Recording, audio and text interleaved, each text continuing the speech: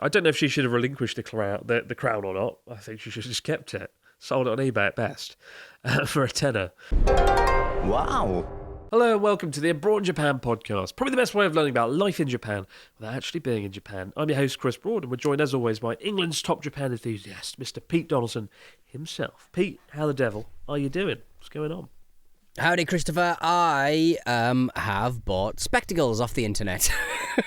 Oh, okay. So if the people who are watching on YouTube see that my eyes are a little bit more kind of reflective and glassy than before, I cheaped out. I broke my glasses, or rather a baby did. A baby grabbed my glasses, a naughty baby, and broke my glasses, and then I later walked into a wall, unrelated, and both situations meant that my glasses broke, and I'm like, you know what? I've got my prescription. I'm just going to cheap out and go to because spectacles are ridiculously expensive if you've ever indulged, Chris, and they are an absolute joke. There is a massive monopoly for like 2 or 3 companies. Actually, it might only be one company that basically owns all of the glasses companies in the world. And I went, sod that. I'm going to go and buy some really cheap ones off the internet. So I don't mind the design, but they were only 50 quid and they're very reflective. I didn't go for the special coating, the special coating. So apologies if I'm a bit more reflective than usual. But yeah, everything's good with me. I am going to be taking tomorrow receipt. Or rather, my father-in-law is going to take receipt because he's got a driveway of the car. I've been fighting. It went to MOT last Friday, and it didn't pass. Let's make that very clear. It was never going to pass because it's 24 years old now. But I was very surprised at how few things needed to be done. A few things needed to be done. It was literally just a couple of windscreen wipers, which you always need on an MOT. A seatbelt. I think the seatbelt buckle had disappeared inside the chair, so I'll just pull that out when I get receipt of it. Just the gas struts in the hood, and also a suspension arm. So I've spent most of the week dealing with amayama.com and yoshiparts.com trying to find official Toyota arms and bushes for the front of my car. So I'm quite excited, Chris. I was it's going to get through MOT, I think, and it's going to it's going to pass with flying colours, hopefully. Well, I mean, it's been a long time coming. It's felt endless. This car narrative has been like 6 months in the making, and you still haven't got possession of it or driven it.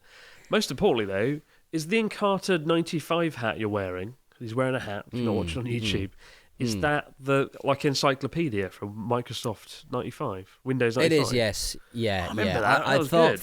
For the summer, I thought I'm going to get a hat. I'm going to be a hat guy. The problem with having a moustache and a baseball cap is that you do resemble someone who should be on some kind of list. I don't have the sort of head that can hold a baseball cap. After all, we're British people, Chris, and I think baseball caps can be difficult, as the Libertines once sang. So we both got. What's your baseball cap saying, Chris? I can't really see. I've got like 4 here. I like this one. Yeah, it says, "To protect by might factors, let things take their course. An act of ravage." I don't know what that is. Ravage. Act of ravage. We need to screenshot this and put it out. We're just 2 hat guys. We're just 2 hat guys hanging out. I look like, with this moustache as well, I look like I'm in witness protection.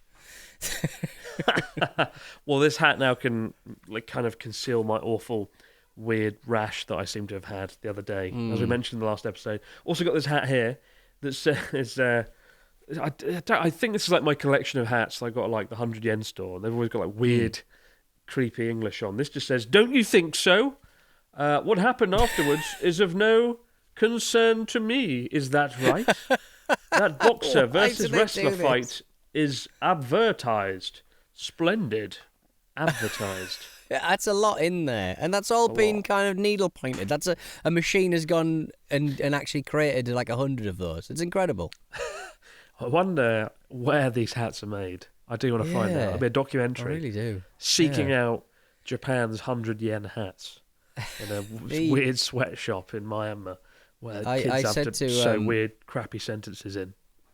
I turned up with this hat, and my partner Sarah, who's about 3 years older than me, might be 4 actually, and she won't like me for saying that. She said, "What is in Carter 95?" And I was like, "Sarah." Oh my god! I mean, it was a moment in time, but I mean, if you remember it, Chris, and you're like 8 years, I've got like 7 years on you, I think. So yeah, it's crazy. It was what we had before Wikipedia, right? In Carter 95 was like an encyclopedia, had a cool little animation at the start, and then you could look up anything and learn like a small amount of information. Yeah, I mean, it would never give you. I don't think anybody used it for research. I think it was a nice. You would just watch the Maradona goal, the one before, or was it after the hand of God goal? I'd watch David Bowie singing, I think, "Let's Dance," or "Heroes." I think it was a clip from Heroes. Yeah, it was like a 30-second clip of Heroes in the very much in the fair use category of Microsoft. And that was it, really. That's all I really remember from Encarta 95. But I'm repping the brand. And next I'll be using Mavis Beacon's typing tutorials. That'll be my next hat. It was a simple time. There was no Wikipedia. Or maybe there was, but it was very simplistic in its early form. We've come a long way. A terrifying way. We got one here, a story from Megan, who says, "Hello lads, I currently live in Hokkaido, and I have a fun little story from a recent flight in Japan. To set the scene, it was December, and I was on a flight from Sapporo to Tokyo. I'd snagged a window seat when I booked, and as Japan is one of the few countries that boards planes efficiently, I was seated pretty quickly and settled in.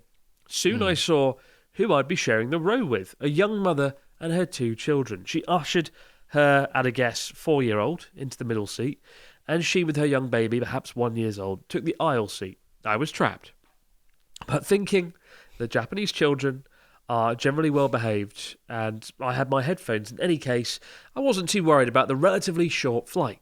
I understood enough Japanese to get by, so overheard the child ask his mum why a gaijin was in the window seat when he wanted to be there himself. The mum tried to explain the whole process of airline ticketing to him, but I thought I'd help by telling him that if he wanted to look out the window, he could switch seats when the seatbelt sign was off.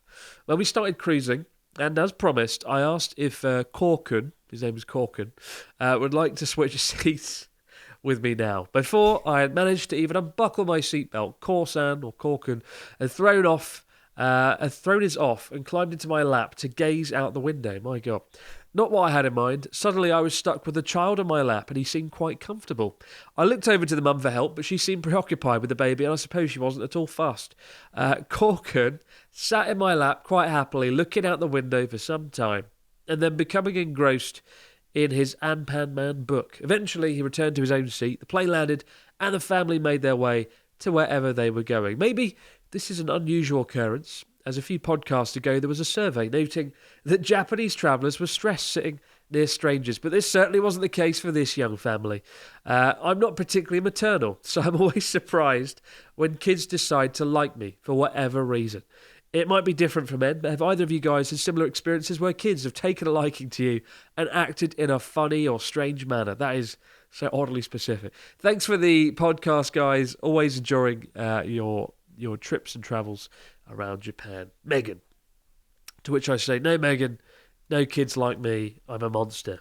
But I'm sure Pete Donaldson fares a lot better in that topic. And that he's a nice sort of happy man. I'm sure you do well with the kids. Yeah, but I've got this moustache, haven't I? Yeah, it does look a bit Parents off. don't necessarily need that in their life, do they? I think the first time we recorded a podcast for YouTube, for use on YouTube, I told a story about being in a hotel onsen where a naked child was running around really close to my face, unhelpfully, and we had to take the story out because YouTube would not let me talk about my unfortunate experience with a naked Chinese baby. To be fair, not telling that story makes that sound more suspicious. But it had nothing to do with me and very much to do with the parents that didn't seem to give a shit about their very loud, annoying naked child running around a pretty nice onsen. But yeah, I sometimes with babies and children, I find it quite hard to figure out what to say. Do you know what I mean? Well, I yeah. start to talk to them like a grown-up, like a kid. There's a kid who lives a couple of doors down who turned up a little while ago at the door because the parents couldn't get back in time, and they went, "Pete, can I come in?" And he loves me because he knows that I know what WWE is, and there's very few adults in his life who know about The wrestling. gateway. And gateway to I mean, children's he is very. It's quite upsetting because he's quite surface level. You know, he loves his Roman Reigns, he loves his Cody Rhodes, whereas I don't like those people. and I like people who died in the 90s. and yeah, I've tried talking to him about Junkyard Dog and Ravishing Rick Rude, but he's not interested. The lad's not interested, and I understand that. I respect that. But I do sometimes. So he came around the house a few weeks ago, and I went, "Do you want a cup of tea? Did kids drink tea?" I don't know. I don't know whether kids drink tea. I used to drink tea when I used to hang around my nans, but I'm not sure whether kids get to enjoy this sweet kiss of caffeine. Either way, give him a cup of tea, send him on home to his mum and dad, who should have been home. So enjoy that caffeine. My lord, I remember when I first moved here, like on the JIT program, you never know where you're going to end up. You don't know what school you're going to get. I'm bloody lucky I got a senior high school, 16 to 18-year-old kids. I could broadly just about connect with them on some level. But if they were younger than 16, I don't know what they're doing. I don't know what's going on. I remember I came to North Japan on a plane with another teacher, and he was like this nice guy, but quite tall, quite stern, quite shy. And he was like tasked with running a daycare centre. And I was like, how does this work? How does this like connection work out? And I think he did all right in the end, but like it seemed like a bit of a mismatch. But maybe I just misjudged him. Maybe I was scary. Maybe he just didn't want to talk to me. That is probably the most likely reason why we didn't have a good chat on the plane.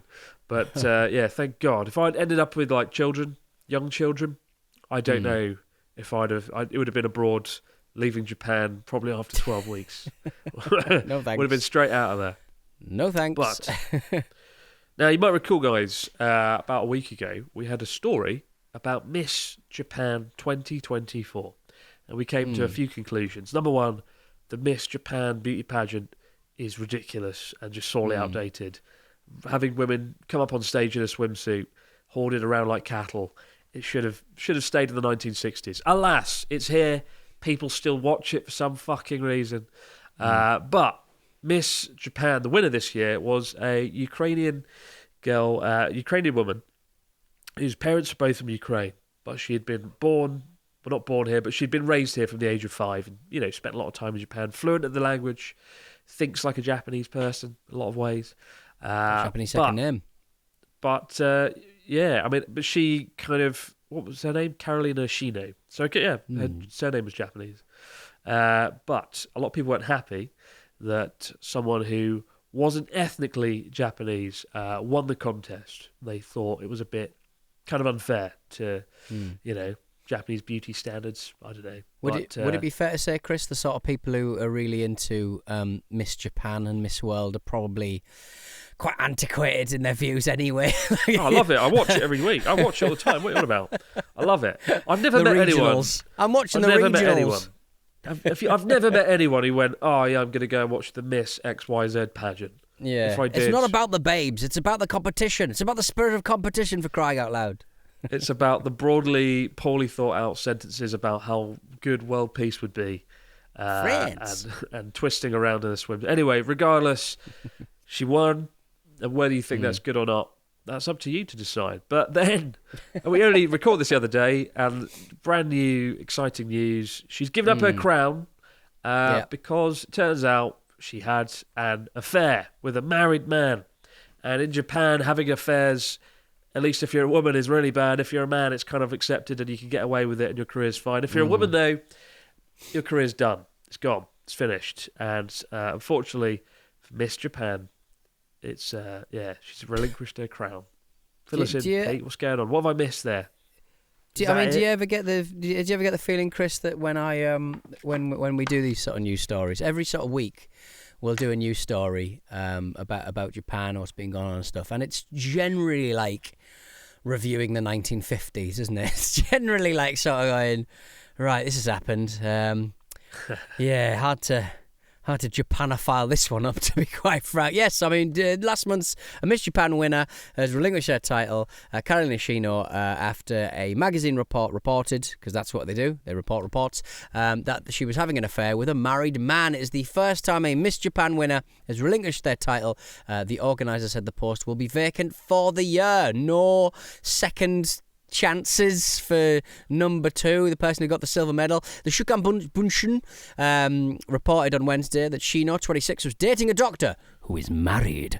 However, the Miss Japan organiser rebutted the claim on Thursday, saying that he had claimed he was single and that she was unaware that he was married. The Miss Japan Association believes there's nothing wrong with Karolina Shiino, it said on its website, but the association said on Monday it come to light that she had dated him in the knowledge that he was married and that she had apologised for lying about it. The association accepted Miss Shiino's offer to step down as Miss Japan. I mean, it's, I think my main takeaway from this is I do feel bad for Karolina Shiino. This isn't her fault. She probably just thought, I'll go and do Miss Japan, innit? Why not? And then she won, then got the backlash, then cheating came out, and that's not so good.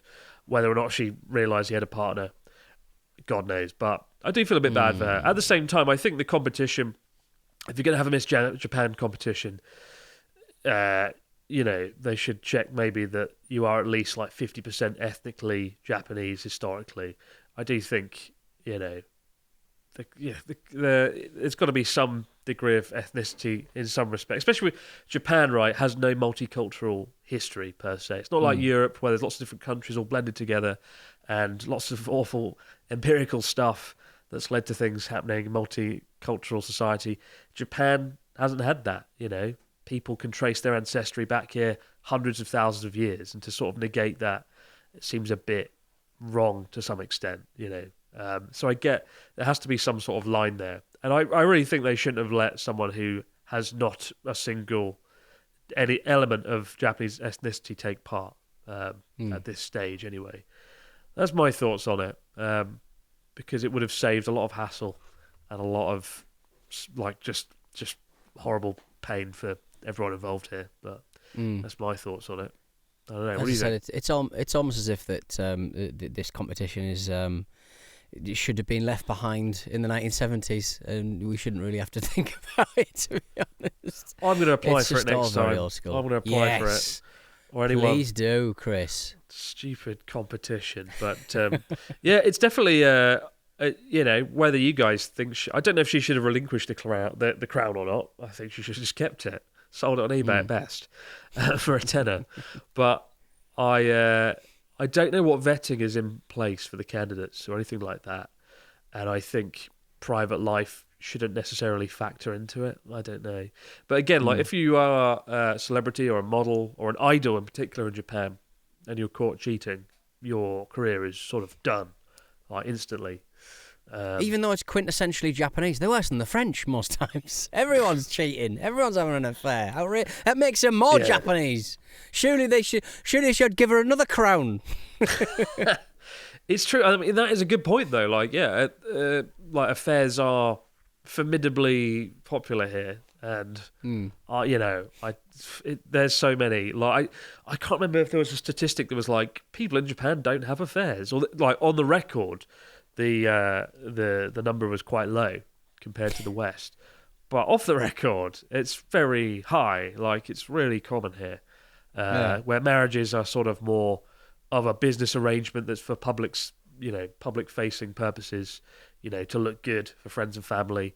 But behind the scenes, often men and women in relationships and marriages are doing stuff on the side to keep themselves happy. So it is very common. It would be interesting to delve deeper into that, like a video or a documentary. But it's a very touchy subject, of course. But a sad episode, really. Overall, I feel sorry for for Karolina Shiino for all of this stuff. She probably didn't expect all this to happen. And I think the Miss Japan competition, if it continues to exist in any form, it should probably I think to take part as a Japanese citizen, you should also have some Japanese heritage as well, personally, to avoid this situation from happening again. We'll be back in just a moment, guys, with your stories, comments and questions in the fax machine. Wow. And we're back with the fax machine. What do we got this week from our listeners, Mr. Dawson? Fill us in. We got a message from Vass from Greece. Hello, Vass from Greece. Hello, Feisty Chris and Presumptuous Pete. Whenever I hear the word Vass, the name Vass, I think of Vass from the video game Far Cry. Great game. I think of Voss. The ridiculously overpriced drinks, the overpriced water bottle. Voss. Oh, yes. Agreed. Well, Vass will be visiting Japan for the second time in August, and I'd love to know if you have any recommendations for festivals and fireworks shows. No particular area in mind. No particular place to go. August. Have you been to any, and any in particular I'd best to avoid? I mean, around about that time, you get a lot in August of like beer festivals and stuff in parks, things like that. Beer festivals. Beer I mean, festivals. they have Oktoberfest where you can drink delicious German beer at a formidable price point. It's like 3,000 yen for a drop. It's awful. It's a shame because I like German beer. Yeah. But if you're coming in early August, there's fireworks displays in every corner of the country. The first fireworks display I ever saw, I think, was on August 2nd, 2012 in Sakata. So you could go up there.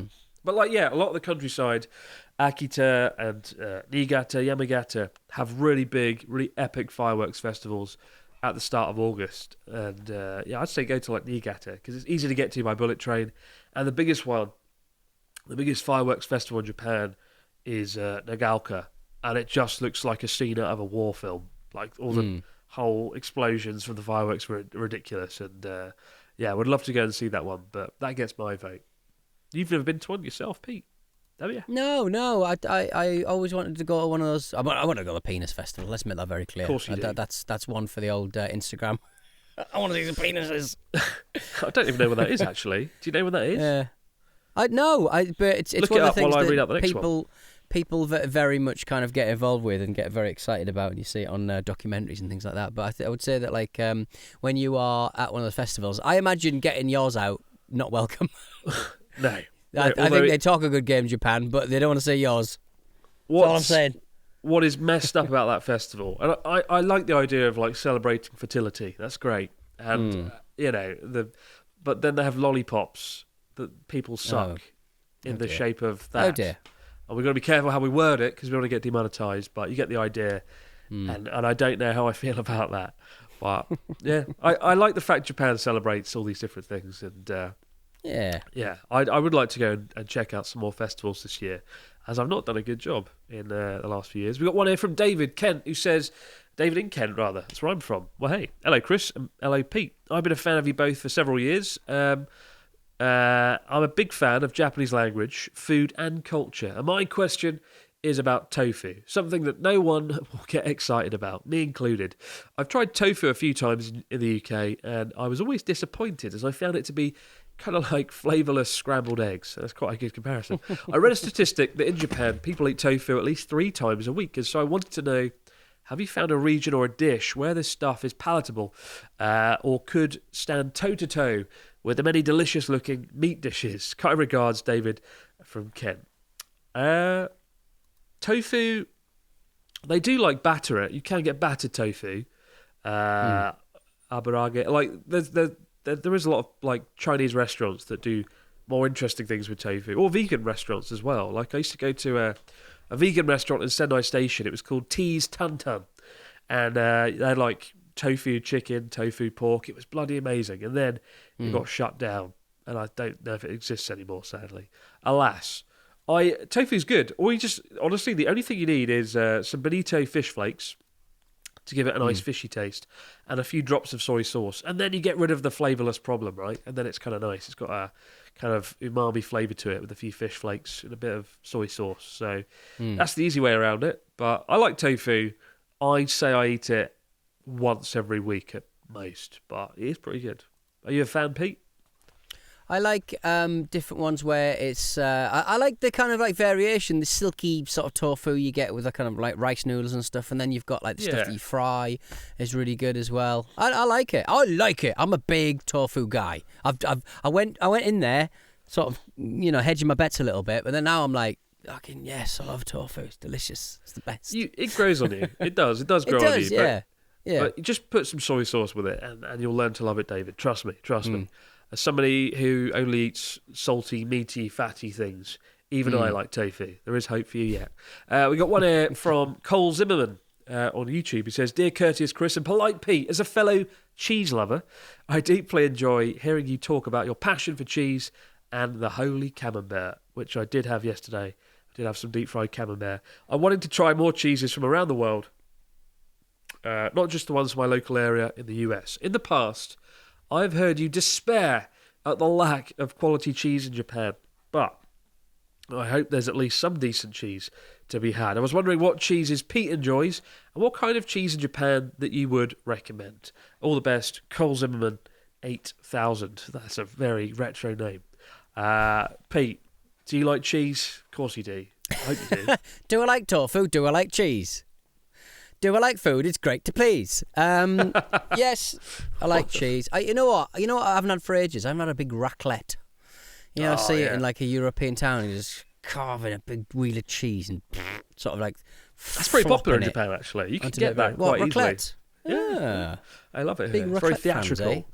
It's that theatrical, like the theatrical nature of it. They bring over a slab, and they're like, "Haha, are you ready?" And then they chop it off in front of you, and that's quite popular. My friend bought me some Cathedral City back from the UK, the church cheddar cheese. That's nice. I haven't opened it yet. I'm a bit wary. Is it okay to have it in your suitcase for 15 hours, and then is it still edible? Yes, I hopefully. think if you're careful about it, yeah. I think it might be a bit sweaty, but I mean, what's it's not gonna his get fucking more trousers cheesy, or his it? pocket. He was in a suitcase. It's not you It's not bringing gonna me get more like cheesy, supplies. is it? You bringing crap over from the UK in your underpants. Like he did put it in a suitcase in foil. Well, there was that picture at there was that advert at the airport of say don't bring in like meat products and stuff, and the image they used was at the bottom of a suitcase underneath all your clothes, big hamburger just in a loose foil wrapper. It's like, who's doing that? Who's bringing that hamburger in like that? So maybe that's how it was brought in. Can you imagine? My God. Yeah. I will go home now and I will try the cheese and I will let you know how edible it was in the next episode of the Abroad Japan podcast. Keep the questions, stories, comments coming in, guys, to abroadjapanpodcast@gmail.com, or leave a comment down below and we'll go look for it and feature it in the podcast. But for now, no matter where you might be out there in the big wide world, have yourself some cheese and we'll see you right back here to do it all over again on the Abroad Japan podcast. Bye for now. Cheese time. The Penis Festival happens on the first Sunday in April in Kawasaki. There you go. Take your cheese with you. Enjoy it. Ugh.